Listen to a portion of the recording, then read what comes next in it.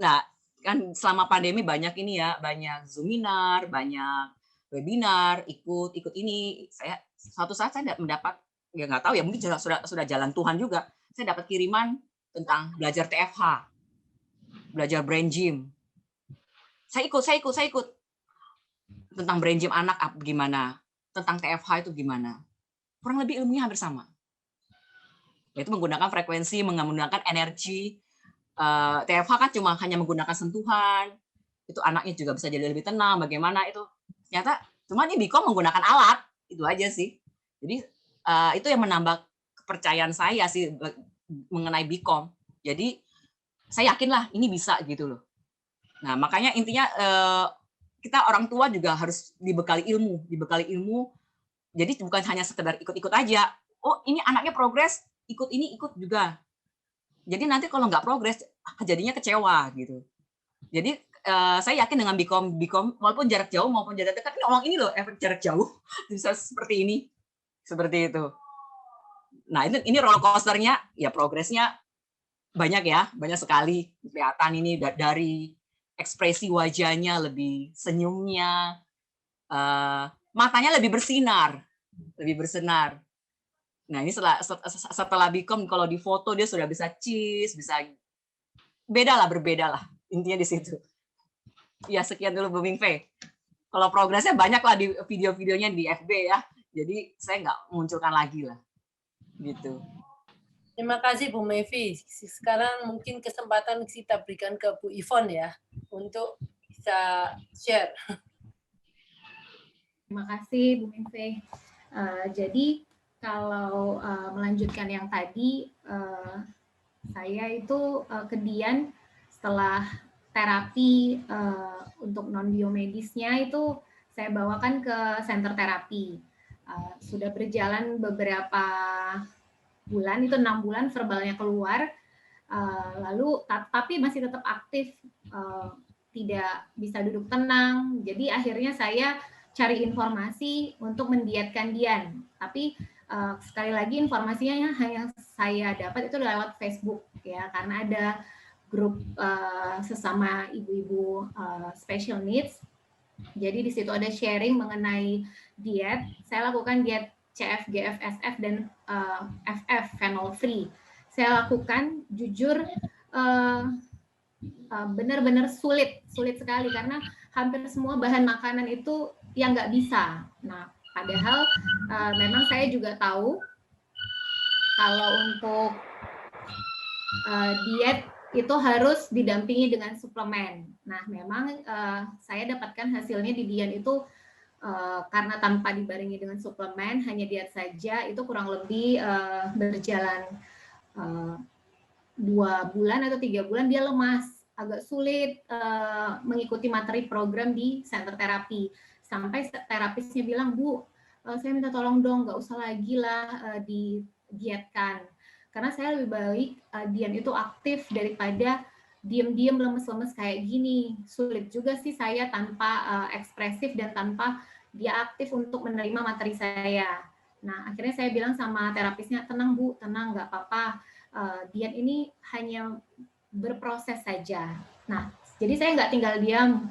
Saya cari, saya keliling lagi, saya kebetulan punya teman-teman juga yang punya anak yang sama. Saya dapat dokter biomedis.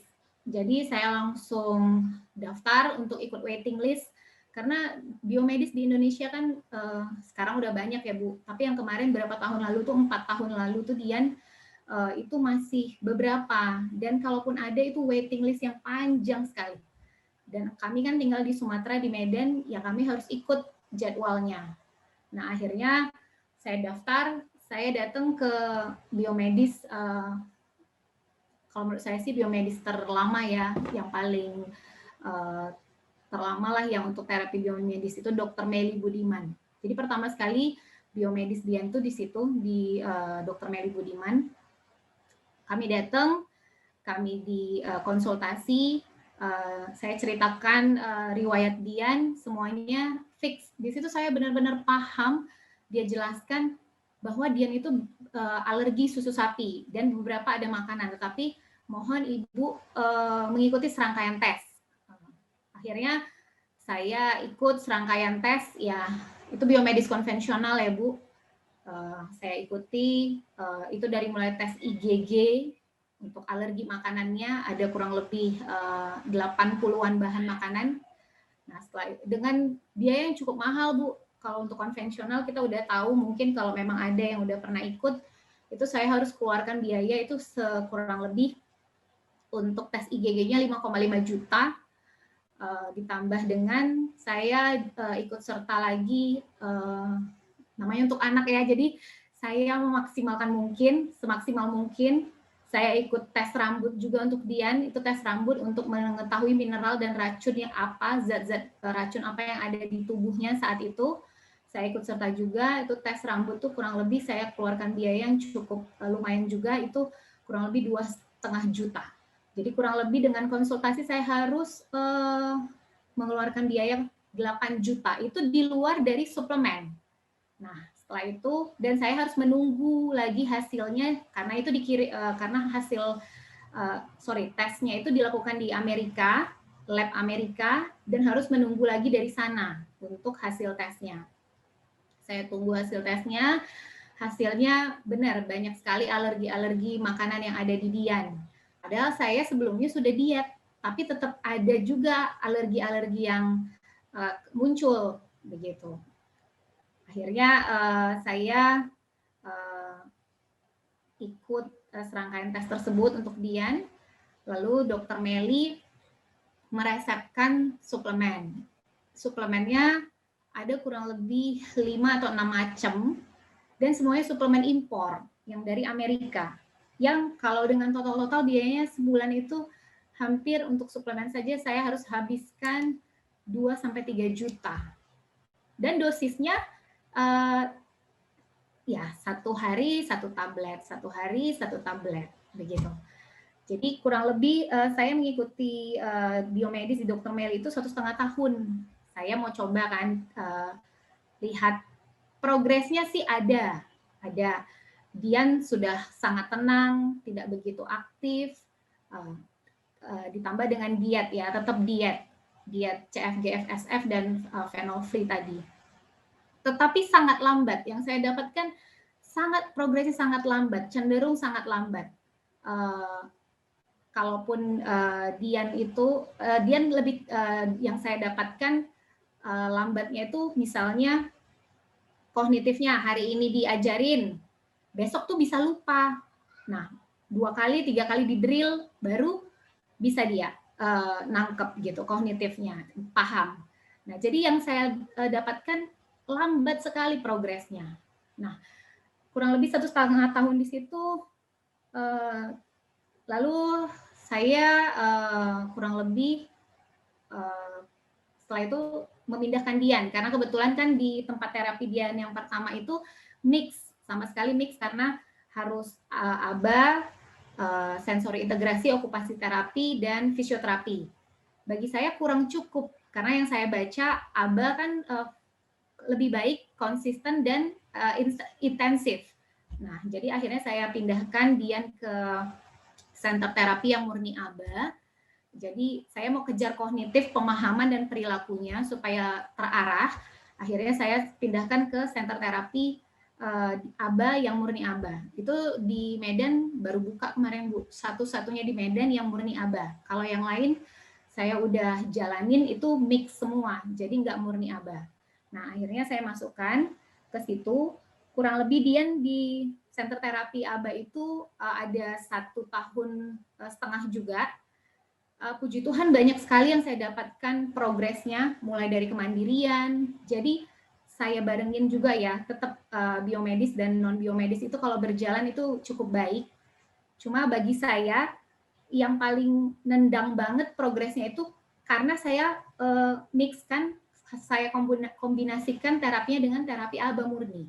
Nah, walaupun ABA murni itu kan kaku banget ya, jadi sering sih saya dengar masih agak ada sedikit marah, nggak mau diarahkan begitu. Nah, tapi bagi saya sih itu nggak masalah juga, karena untuk kepatuhan Dian, mendisiplinkan kepatuhan Dian. Nah, akhirnya pada saat saya di Center Terapi Abang Murni itu, kita dapat visit kunjungan dari dokter biomedis. Nah, karena kebetulan sudah 1,5 tahun di Dokter Meli, ini ada dokter biomedis yang visit, yang lulusan Amerika, barusan lulusan fresh lah dari Amerika, datang visit ke Medan, saya mau coba deh gitu, konsultasi. Sudah sejauh apa perkembangan Dian setelah biomedis di Dokter Meli begitu. Jadi seperti second opinion lah Bu, saya ke dokter ini.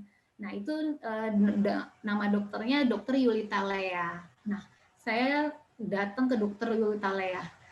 Ternyata yang saya dapatkan sama sekali jauh berbeda hasilnya. Malah dia bilang, Bu, ini nggak kelihatan sama sekali. Ini Ibu bilang diet 2 tahun. Apa yang dapatnya nih diet 2 tahun, Bu? Nggak kelihatan, masih aktif ini, masih gelisah, bla bla bla bla bla. Dia bilang seperti itu. Dia jelaskan sedikit soal leaky gut dan segala halnya yang hampir sama ilmunya dari biomedis sebelumnya. Ya saya ikuti begitu. Karena kebetulan kan kalau saya terbang ke Dokter Meli ke Jakarta kan perlu waktu dan perlu spare, harus waiting lagi Bu. Jadi saya pikir nggak apa-apa lah, saya coba lagi ke Dokter Yulita Lea ini. Dan ternyata saya diwajibkan harus tes rambut ulang untuk melihat hasil dari setelah biomedis di Dokter Meli dengan hasilnya yang sekarang, karena kebetulan kan sudah 1,5 tahun yang lalu. Jadi kan kalau biomedis itu 1 tahun hasil tesnya harus di recovery lagi kan, dilihat lagi hasilnya sejauh apa. Nah akhirnya saya konsultasi sama papanya Dian, kami komunikasi gimana ya kita tes lagi atau enggak. Terus papanya bilang tunggu aja dulu, sabar, kita lihat dulu, suplementasi aja dulu. Nah akhirnya memang sebelum kami tes, dokternya itu memberikan suplementasi basic. Jadi suplementasi yang dasar-dasar gitu, seperti enzim, probiotik. Jadi ada beberapa lah, saya udah lupa, banyak banget obatnya Bu. Jadi hampir itu suplemen basic aja, suplementasi basic aja itu saya mengeluarkan biaya untuk semuanya itu pertama kali beli itu 3 juta. Dan seperti biasa suplemennya itu obatnya itu semua dari Amerika yang merek-merek terkenal khusus untuk anak-anak special needs, itu merek Kidman. Jadi saya cobakan ke Dian, ya seperti halnya di biomedis sebelumnya di Dokter Meli, terlalu lambat progresnya. Saya nggak kelihatan sama sekali. Paling kalau saya kelihatan itu karena saya mixkan dengan non biomedis gitu. Jadi benar-benar perilakunya masih kurang baik ya. Tidak seperti yang seharusnya yang kita dapatkan di Dokter Ali. Nah, akhirnya Tuhan tunjukkan jalan Bu. Saya nggak muter-muter lagi. Kurang lebih itu di Dokter Yulita Lea tadi itu kurang lebih 6 bulan. Setelah di Dokter Yulita Lea, saya di kurang lebih Agustus, Juli 2020, saya ngelihat Facebook nih, ya saya percaya ini jalan Tuhan, rencana Tuhan baik, supaya saya nggak muter-muter lagi. Di Juli 2020, saya di-invite tiba-tiba sama Dokter Ali. Nah, saya di-invite, saya bingung. Saya Dokter Ali Senjaya, saya sama sekali nggak punya temen dokter. Ini siapa yang tiba-tiba invite saya gitu. Nah, terus akhirnya saya terimalah pertemanan dan akhirnya saya kepo nih Bu dengan Facebooknya Dokter Ali. Ketemu di situ protokol Dokter Ali. Saya ubek protokol ini. Akhirnya saya ketemu dengan videonya Dokter Ali yang YouTube Mata Hati. Nah, saya kirimlah Bu, karena kebetulan saya kan full time mami. Saya tadi lupa cerita kalau Dian itu bersaudara ada 2. Jadi saya punya 2 anak perempuan. Puji Tuhan adiknya Dian itu normal, tipikal normal. Jadi full time mami yang tanpa siapa-siapa, saya nggak sempat nonton itu YouTube lah video Dokter Ali. Nah, saya kolaborasi lah dengan papanya Dian. Saya bilang ke papanya, tolong nonton videonya, terus coba deh untuk cek gimana nih menurut Bapak ilmunya Dokter Ali. Nah,